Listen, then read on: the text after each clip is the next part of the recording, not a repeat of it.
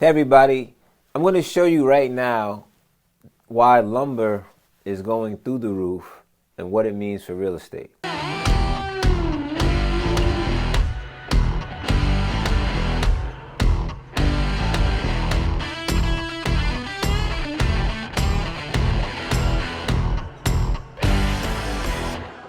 So a very interesting article in Bloomberg that speaks about the rising prices of lumber. And if you were paying attention to lumber, and developers always pay attention to lumber because it's raw cost materials and it directly affects their hard cost of construction, right? You need wood to build. So when you look at lumber, it actually dropped during the pandemic, and then shortly after it, something weird started to happen. It started going through the roof.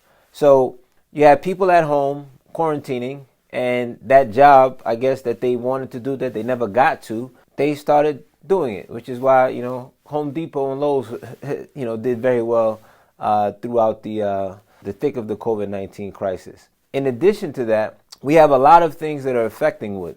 We have wildfires out west, and to be honest with you, the lumber was actually surging before the wildfires, and that only added to the problem. And then we have this housing boom, so to speak, where we had a lot of pent-up demand and people wanting to move to the suburbs. And to be honest with you, the one thing that COVID-19 put a very high value on is space. And it did it in two ways. The first way is that I don't want to be trapped in an apartment. I don't care what my view is. If I can't go outside and I have to quarantine, I prefer to do it in the house. And anybody in the apartment can attest to that, because I had to share the elevator, I have to share the hallways, I have to share the lobbies. You get my point. So that put demand on housing extremely high. Fuel that with also very low interest rates. Okay, so we have a building spree here. And in fact, because of this increased the lumber prices, we have new houses outside of anything else. Just because of the lumber cost, they have to charge almost $17,000 more per house just because of the lumber. And that has nothing to do with the demand that's becoming because of the low interest rates. So it's really mixing up to be a perfect storm.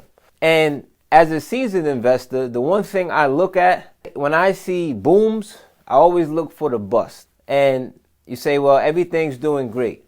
Everything is doing great before it collapses. That's historical. All right. When there's a collapse, after, things are doing great. So we just talked about major defaults, and we talked about rising prices.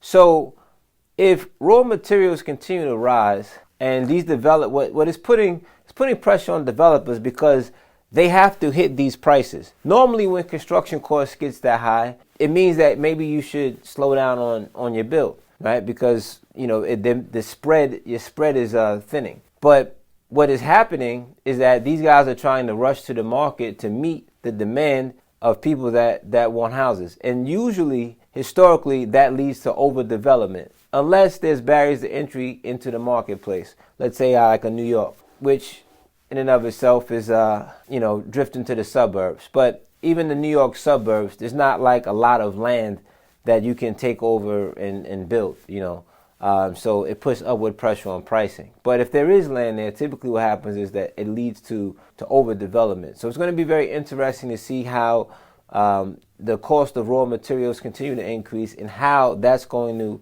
be affected if the market turns south. I think that a lot of developers are going to be exposed, and I think the smart ones are getting out what they can, but they're also understand that we're in a downturn, and I wouldn't necessarily be laying new cement unless, like I said, they're bullish on the market. And again, it can go two ways.